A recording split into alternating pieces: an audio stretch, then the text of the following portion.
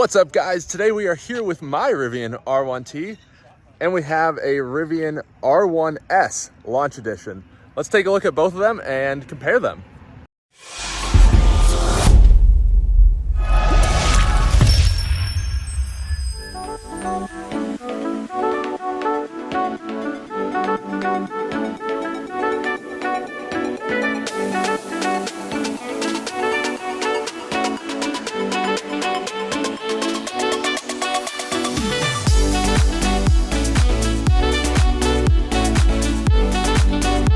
So of course, let's take a look at the R1S here. This is a 600 VIN launch edition in launch green, and it looks fantastic. It has the 20-inch all-terrain wheels, black mountain interior. Take a look here. The key wants to recognize. Thank you to Steven for letting me use his truck for this video. Same key as the R1T, of course. However, it has the tailgate instead of, it has the lift gate instead of the tailgate. Let's take a look inside here.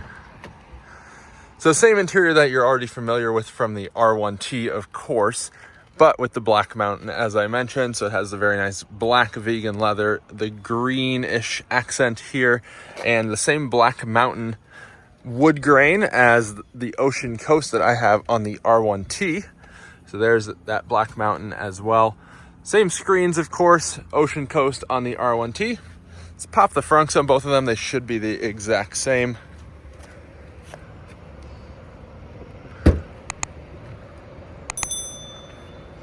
It's got the flux capacitor that's powering the whole thing, of course, and the same frunk.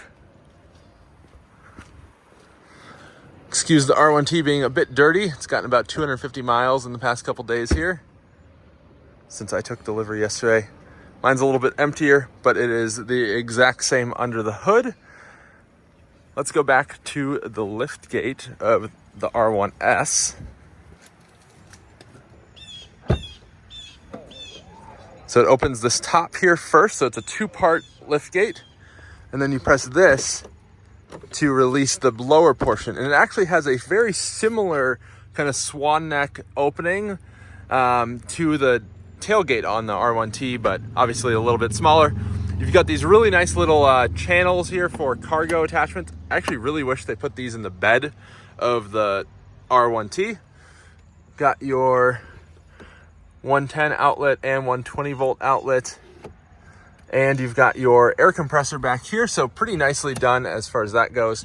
You've got your little storage here, and if you get the space saver spare, it's under there.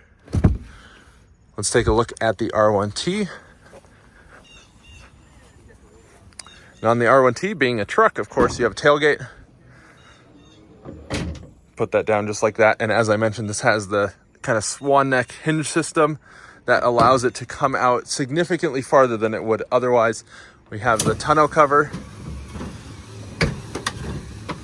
And we have a full-size spare underneath the bed. The R1S just simply doesn't have enough space underneath it to have the full-size spare, unfortunately.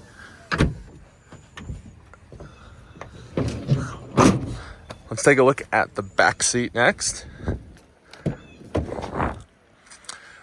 Back seat should be pretty darn similar. Of course, ocean coast on the R1T, and you have space underneath the rear seat here. This goes all the way over, and you've got the subwoofer underneath this side.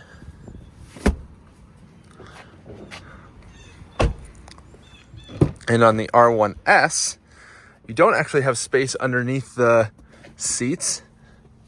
However, you still have the same backside of the front seats, and these actually tilt, so you've got a button right up here. And that actually moves the whole thing forward as well to get to your third row.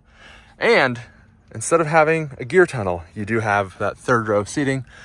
A little bit more limited cushion on the third row, but still actually really nicely designed seats, even given that they're a lot thinner and more compact to allow them to fold flat. Another cool thing with the R1S is that you can actually lift this and make it so that it's a ramp. So that way you can slide things in nice and flat and it ramps up. You can fold these just like that. And you've got fully flat here, slight angle, but no lips or curves or anything like that. And you can, of course, fold the middle row as well. Take a look at the gear tunnel. So here is the gear tunnel that you get with the R1T that you, of course, do not get with the R1S. And the R1S is actually 16 inches shorter than the R1T.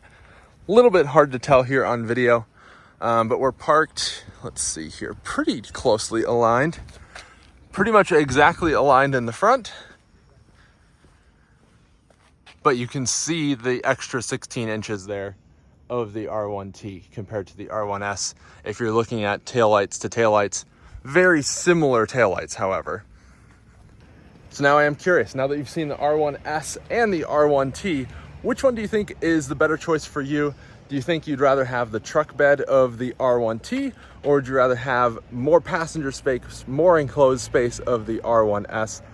Personally, I like the R1T because it gives you a lot more versatility for off-roading, carrying bikes, dirty cargo, things like that.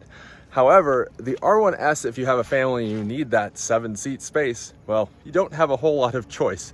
You need that extra row. And I think it's actually pretty darn useful to have that extra seating just in general and have all that enclosed space. If you're car camping, anything like that, you can actually lay flat. I would estimate there's probably a little over 6.5, 7 feet between where the tailgate closes and where the back of the front seats are. You could probably build a little bit of a platform if you needed to make it a little bit longer, flat area as needed.